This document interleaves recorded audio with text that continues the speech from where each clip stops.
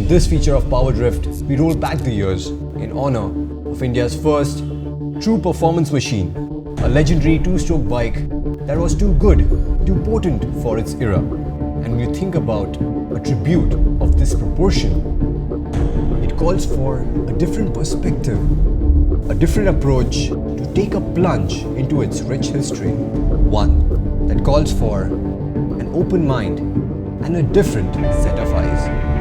In a country where majority of the populace defines a performance motorcycle by its cubic capacity, the size of the rear tire, and of course its fuel economy, even in this day and age, it seems almost absurd that Yamaha brought the RD350 to the Indian shores in 1983.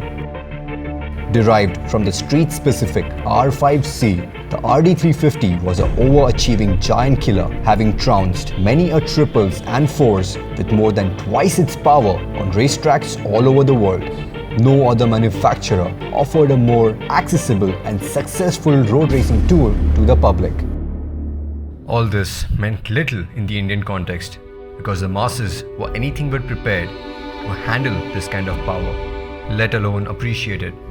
It's like me giving my 86-year-old grandma a brand new iPhone and expecting her to be blown away with all its features. That just wasn't meant to be.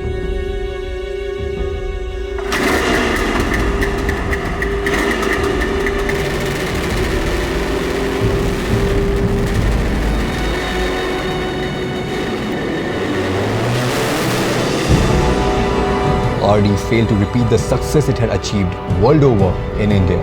While bad fuel economy was the principal culprit, it was also the power which proved too much to handle for most. Both its models, the HT and LT, were considerably detuned to 30 and 27 horses as compared to the 39 Mustang-driven RD350B sold overseas.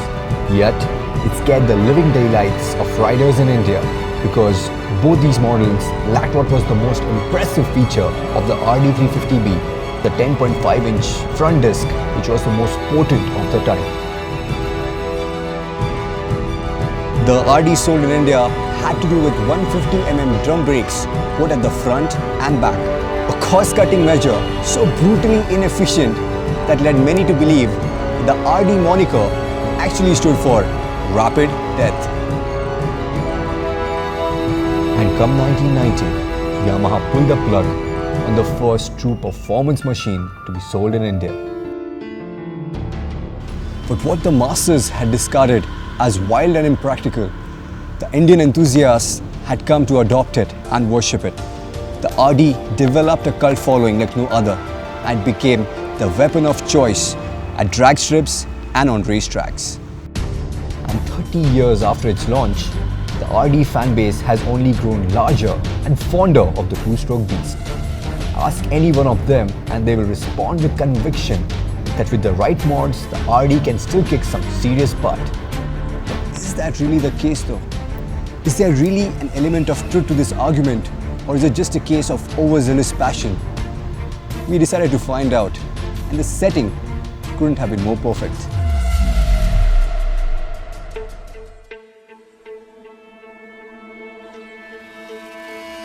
We have a very special feature today because we are looking at a race-pepped RD350 which belongs to Muzo and which has been specially tuned by Nisarji, who is from NMW Racing. And how much power does it make right now? It's doing about 177. 177? Yeah, top speed. Top speed, okay. And how much BHP? VH will be about 60. 60 BHP? Yeah. And this is no normal RD350, this is a souped up one with the entire Aprilia front, with the upside down forks, the clip-ons, the brakes, everything. So I'm really excited, and yeah, let's go have some fun.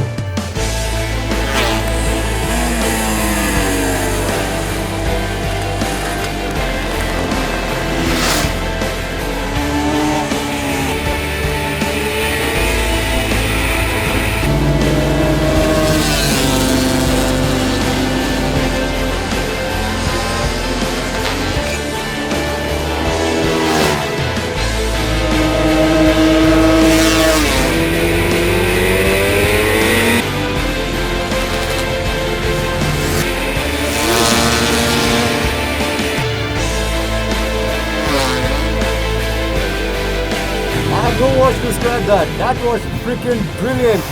I mean, I'd always heard of all of these stories about the RD350 and how it's not a very good handler. I think Nuzo and Nasir Bhai have done a fantastic job.